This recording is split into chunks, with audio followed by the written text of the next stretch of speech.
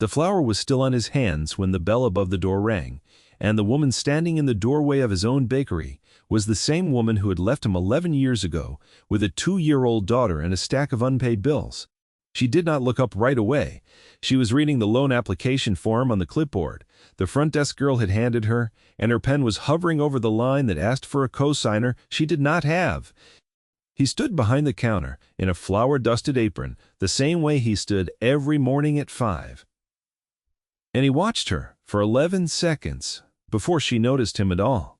If you've ever had someone walk back into your life at the exact moment you had nothing left to prove to them, stay with this one until the end, because what happened in that bakery over the next 30 minutes was not a reunion. It was a reckoning. Her name was Renata Cole, and the man behind the counter was Daniel Reyes, though for the first 4 minutes she didn't put those two facts together, because the last time she had seen him, he had been 26 years old, wearing a rented tuxedo shirt from a wedding that never happened for them. Standing in a cramped apartment kitchen with flour on the counter and a baby on his hip and no idea that in 11 years he would own 6 locations, 40 employees, and the small business lending arm that was about to decide whether her failing catering company survived the year. 11 years earlier, Daniel had been 26 working the overnight shift at a commercial bakery warehouse, coming home to a 1-bedroom apartment that smelled like proofing dough, because he practiced recipes at 2 in the morning when his daughter, Mia, finally slept. Renata had been ambitious then, too, in a different direction, chasing a marketing job that kept her out until 9 most nights, and a life that did not include diapers or flour, or a husband who talked more to sourdough starter than he did to her. She left on a Tuesday. She did not leave a note. She left a stack of bills with her name on half of them and a toddler with a fever. And Daniel remembered standing in that kitchen at 11 at night, Mia crying against his shoulder, doing math in his head about how many shifts he'd need to cover rent alone. He did not chase her.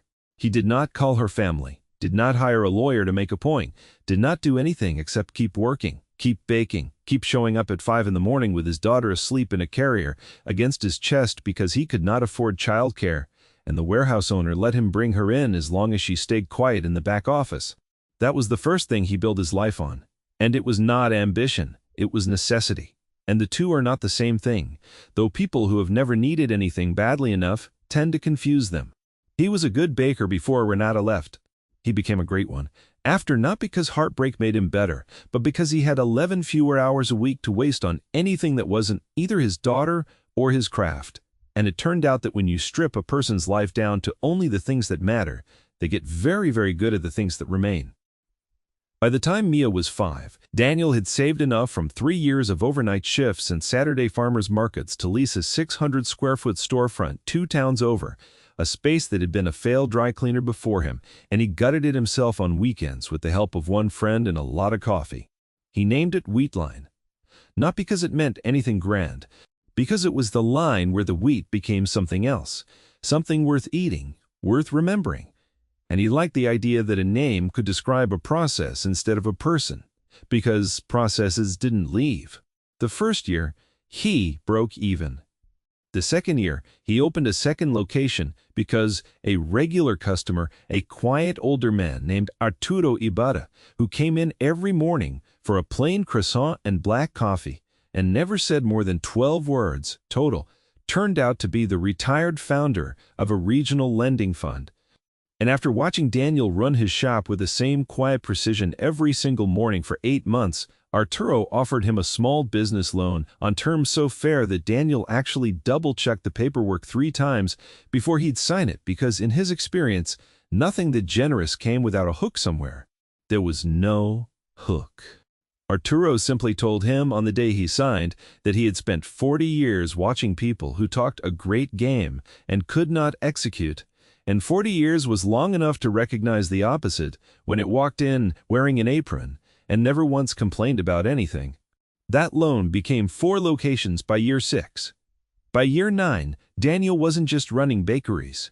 He built a small lending division inside his own company, Wheatline Capital, that gave modest, fair loans to other small food businesses, the kind of businesses the big banks wouldn't touch because the collateral was a mixer and a dream instead of a house and a portfolio. He did this because he remembered exactly what it felt like to need $11,000 and have no one who would return his calls. And he had promised himself, standing in that gutted dry cleaner's shop with a crowbar in his hand, that if he ever got to the other side of that particular kind of desperation, he would leave a door open behind him for the next person standing where he'd stood.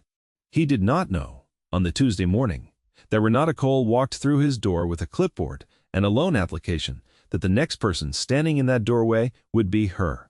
She had built in the years since she left a small catering company that specialized in corporate events, and for a while it had done reasonably well. Writing a client list, she'd built through charm and persistence, both of which she had in real supply. But charm did not cover payroll when two major clients canceled in the same quarter, and persistence did not refinance the walk-in freezer that had died in July. And by the time she sat down across from the loan officer at her regular bank, she'd been told politely, but finally, that her business showed too much risk and not enough collateral, and that she should try one of the smaller community lenders, the ones that specialized in exactly her kind of situation. Wheatline Capital's name had come up twice in her research. Once from a colleague who'd gotten fair terms there 2 years earlier. Once from a printed pamphlet at a small business fair that she'd almost thrown away, except that something about the tagline had caught her eye without her quite knowing why. It said, "We remember what it's like to need this." She'd made the appointment online. She had not looked up the ownership. She had assumed, reasonably, that a lending company would be run out of an office building somewhere, not out of the flagship bakery location with a hand-painted sign and the smell of cinnamon rolls thick enough to taste in the air. She had walked in 14 minutes early, which she always did, because punctuality was one of the few disciplines she'd kept from her old life, and she'd been directed by the woman at the front counter to fill out a preliminary application while she waited for, quote, the owner, who handled loan intake personally on Tuesdays. She had not looked up when the bell rang behind the counter, because she had assumed it was an employee. She looked up when the man behind the counter said her name. Not Renata. Not Miss Cole. He said it the way he used to say it 11 years ago, at 2 in the morning, when she'd come home from a late night, and he'd still be up proofing dough, and he'd say her name, softly enough that it was almost a question. The way you'd say a word you were checking to make sure was still true. Rin. She dropped her pen. Daniel did not smile when he said it. He did not need to. And this was, in its way, the most important thing about him, then and now. He had never needed his face to do the work. His voice or his actions already did. He simply stood there, flour on his forearms, a bakery apron tied twice around his waist, because he'd lost weight since she'd known him, and the strings no longer fit the first loop, and he watched her put together, piece by piece, that the loan officer she'd come to beg from was the husband she'd walked out on. Daniel, she said, and her voice did something complicated, landing somewhere between disbelief and a kind of vertigo, the sensation of a floor that had been solid a moment ago suddenly tilting. You're a long way from the ad agency, he said.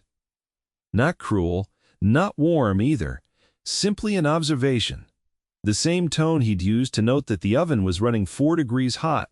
She looked around the shop, then, really looked, at the exposed brick he'd left bare, because he liked the honesty of unfinished materials, at the row of proofing baskets stacked along the back wall, at the small brass plaque near the register that read, Wheatline Capital, Small Business Lending, established with the same care as everything else this company makes. This is yours, she said. It wasn't a question, but he answered it anyway. All 6 locations, the lending division too. He wiped his hands on a towel hanging from his apron string, an old habit, and then he did something that surprised her more than anything else that morning.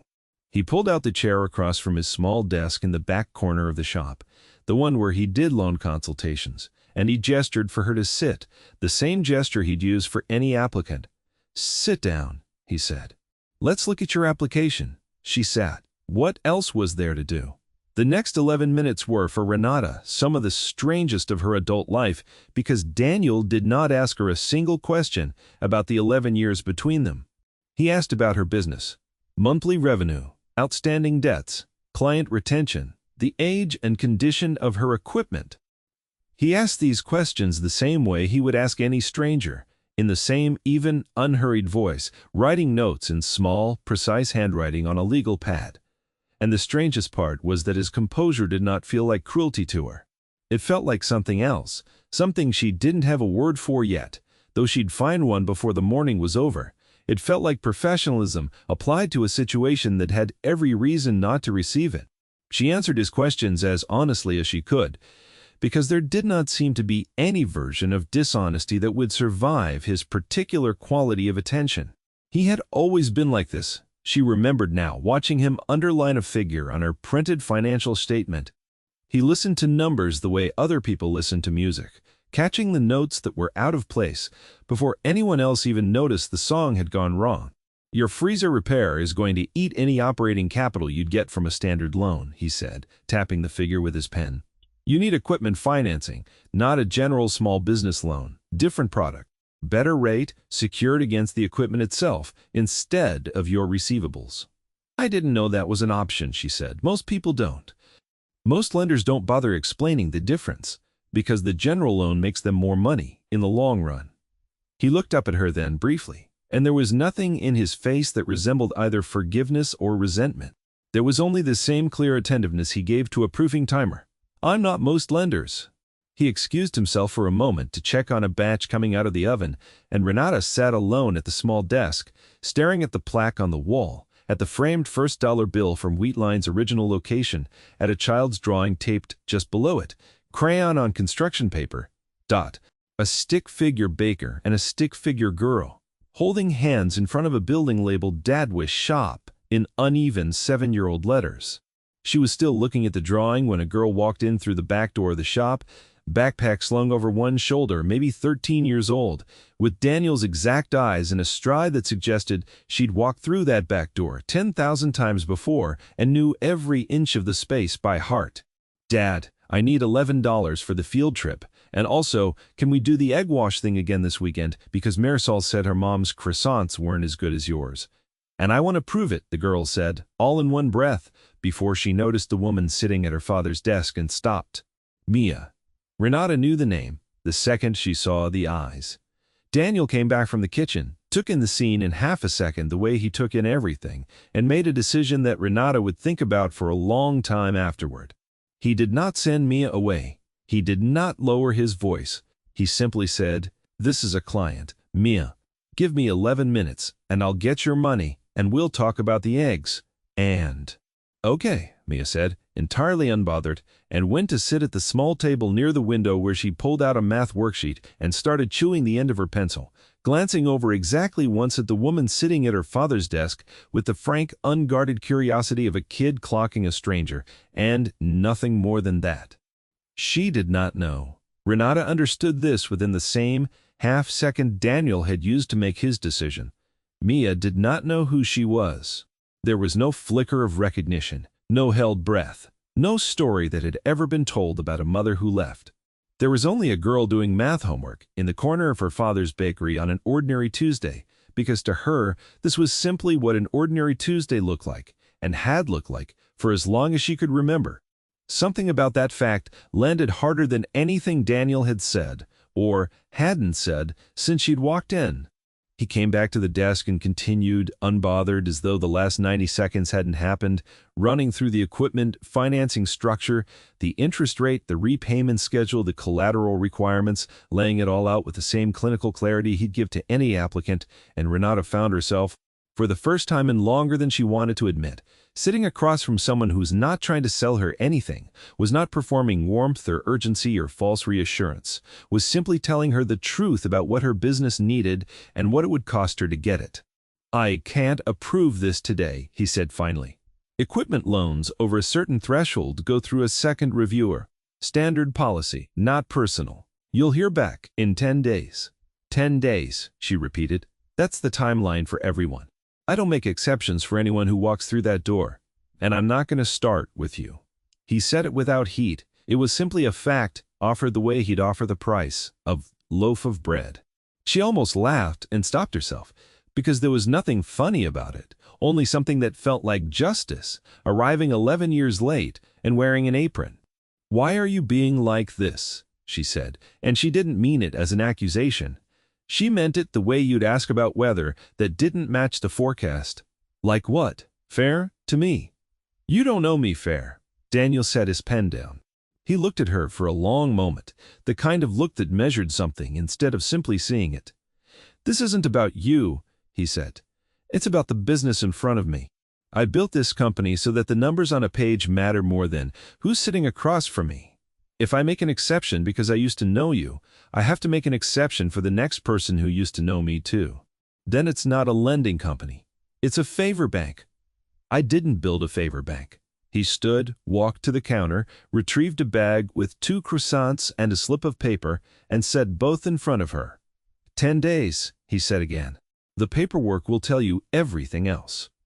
She left with the croissants, the paperwork, and a feeling she could not immediately name, though she would spend the drive home turning it over and eventually land on something close to the truth, which was that she had walked in expecting either cruelty or collapse, some scene where old wounds reopened and everyone said the things they'd never said. And instead, she had gotten a loan officer doing his job with more integrity than she had encountered from anyone in the past 3 years of trying to keep her business alive. And the fact that the loan officer happened to be the man she left made the whole encounter feel less like an old wound and more like a mirror she hadn't asked to look into. What Renata did not know, walking out of Wheatline that morning, was that her file would not sail smoothly through the 10-day review Daniel had promised her.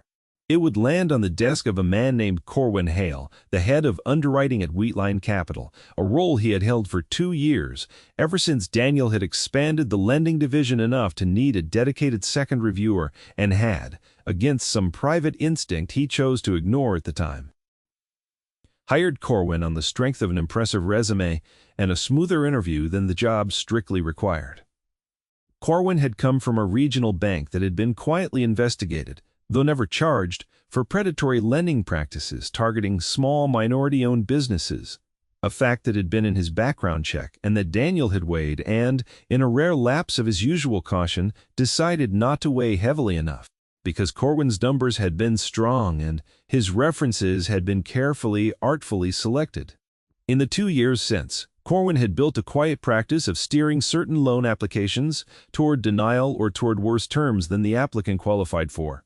Not through outright fraud, which would have left an obvious trail, but through small, defensible discretions, a slightly conservative risk assessment here, a recommendation for a smaller loan amount there, a note in the file, suggesting the applicant seemed unprepared, subjective enough to survive scrutiny, consistent enough to matter.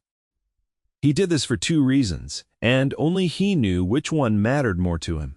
The first was a referral arrangement he'd built with a friend at a much less generous private lender who paid Corwin a quiet finder's fee for every rejected Wheatline applicant, who ended up, out of desperation, taking a worse loan elsewhere.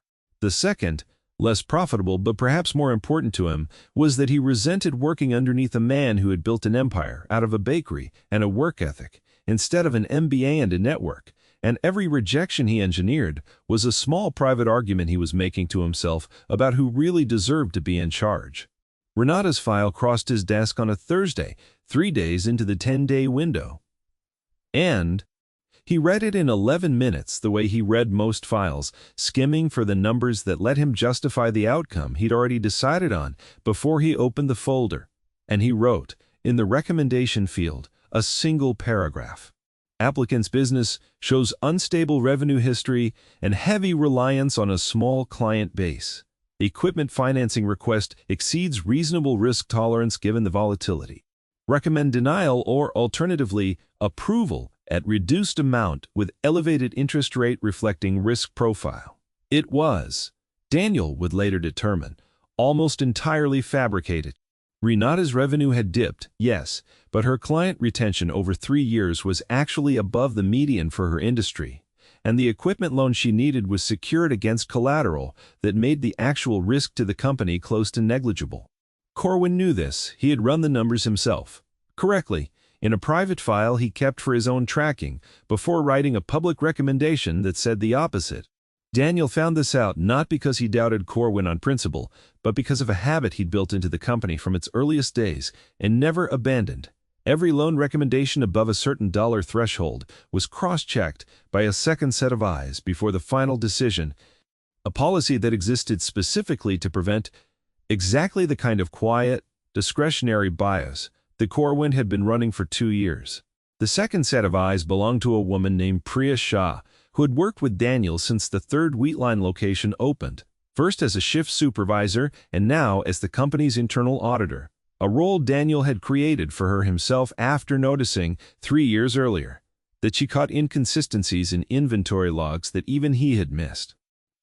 Priya pulled Renata's file for routine cross-check on the Friday morning after Corwin submitted his recommendation, and something about the language of the denial bothered her before she even looked at the numbers. It read less like an assessment and more like a conclusion someone had already reached and then built a paragraph backward from. She ran the numbers herself. It took her 11 minutes to find the discrepancy between the risk assessment Corwin had submitted and the actual financial data sitting in the same file, untouched, unedited, plainly visible to anyone who bothered to check. She did not go to Corwin. She had learned, over 3 years of working closely with Daniel, that there was exactly one way to handle a problem like this, and it was not to raise her voice or make an accusation in the hallway. It was to bring the evidence quietly to the person who could act on it, and let the evidence do the talking. She brought the file to Daniel on Saturday morning at his flagship location before opening hours while he was pulling the morning's first batch of sourdough from the oven, and she set 2 documents side by side on the steel prep table between them. "This is Corwin's recommendation," she said. "This is the actual data in the same applicant's file. They don't match. And this isn't the first file where they don't match." Daniel set down the bread peel. He read the recommendation once. Then he read it again slower, the way he read anything that mattered, and then he pulled 3 more files that Priya had flagged from the past 8 months, applications where the pattern repeated itself in slightly different language but the same underlying shape. Solid numbers, a denial or a punitive rate recommendation, and no clear justification that survived contact with the actual data. He did not say much. This was, by now, simply who he was. A man who let the size of his silence communicate the size of what he just understood. "Pull every file he's touched in the last year," he said finally, quietly. "I want the full pattern before I say a word to him." It took Priya 6 days. The pattern once assembled was worse than either of them had initially guessed. 11 files across 10 months showed the same signature discrepancy. Strong underlying numbers, a subjective denial, or reduced approval. And in 7 of those 11 cases, a rejected applicant whose business closed within the following year, unable to secure financing anywhere else in time. 3 of those 7 were minority-owned businesses. 2 were run by single parents. All of them had come to Wheatline specifically because of its reputation for fairness. The reputation Daniel had spent 9 years building, 1 loan, 1 handshake, 1 honest conversation at a time. Priya found the referral fee arrangement almost by accident, cross-referencing a name that appeared oddly in Corwin's personal calendar 3 times over the past year, always the day after a denial was finalized, always a lunch meeting logged simply as CH, personal. A quick, entirely legal search of public business filings connected the initials to a private lender 2 towns over, one that specialized in high-interest loans to businesses that had recently been denied elsewhere, the kind of lender that thrived precisely on Wheatline's rejections. It was not, on its own, proof of a kickback, but it was laid next to 11 files of quietly falsified risk assessments, exactly the kind of evidence Daniel needed to stop guessing and start acting. He called an emergency meeting of Wheatline Capital's small oversight board for the following Tuesday, exactly 10 days after Renata had first walked through his door, which happened, not coincidentally, to be the same day her equipment loan decision was due. He did not tell Corwin what the meeting was about. He simply sent the standard calendar invite, the same kind Corwin had received a dozen times before for routine quarterly reviews. And Corwin, feeling entirely secure in the 2 years of quiet manipulation he'd gotten away with, walked into the small conference room at the flagship location with the easy confidence of a man who believed himself untouchable. The oversight board was small, just 4 people.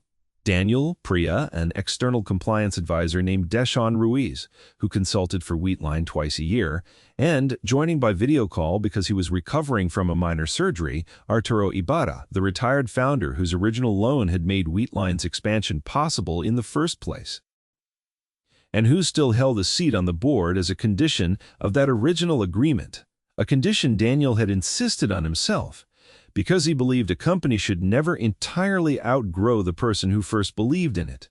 Corwin opened the meeting the way he opened most meetings, with a smooth, confident summary of his quarter's underwriting numbers, citing his denial rate as evidence of, quote, disciplined risk management in an increasingly volatile small business lending environment, and framing the loans he had approved as proof of his careful, judicious eye. We've kept our default rate remarkably low this year, he said, sliding a printed summary across the table. That's not luck, that's rigor. I think this quarter reflects some of the tightest underwriting this division has seen. Daniel, let him finish. He always let people finish. It was, Priya had noticed over the years, one of his most effective habits, because it meant that when he finally spoke, there was nothing left for the other person to add, no follow-up excuse they hadn't already spent. Your default rate is low, Daniel said, because you're not approving the loans that would carry any real risk.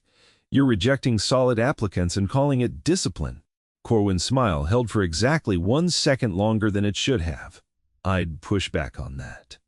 Every recommendation I make is grounded in Renata Cole, Daniel said.